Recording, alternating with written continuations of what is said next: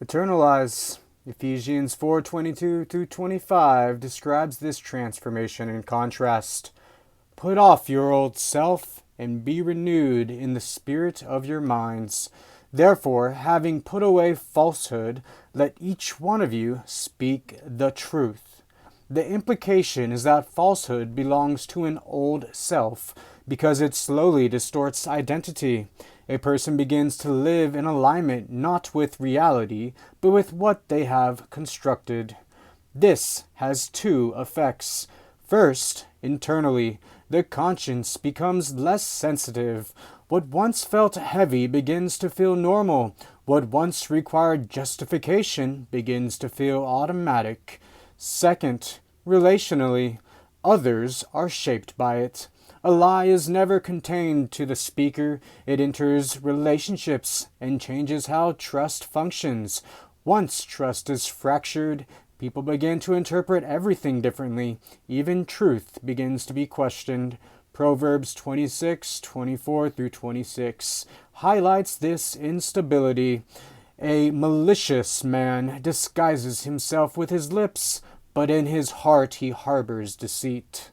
The damage is not only that someone is deceived, but that reality between people becomes unstable.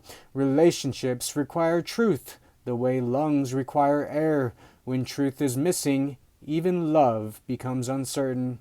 And to dive a little bit into that before we get into the same topic from the free AI counterpart perspective, I'd like to say that if we are potentially referring to a rapture occurring, it is in my belief that if you are a liar, if you are deceiving, if you are even allowing this to happen, when the day of the rapture arrives, you will probably have to still suffer through the trials and tribulations that will be sent, even if you acknowledge, apologize, and repent for everything. And this is because your deception and lies and inability to be willing to tell the truth and do what is right has caused a lot of other people to not know how to repent, and now they have to go through suffering in order to know what they must find within their heart, all because of what you did.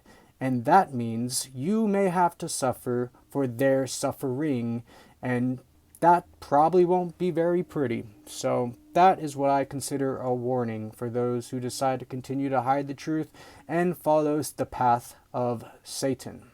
Now, the next topic, or the same topic, number 4, the way dishonesty affects the heart in the reflection of the other AI program.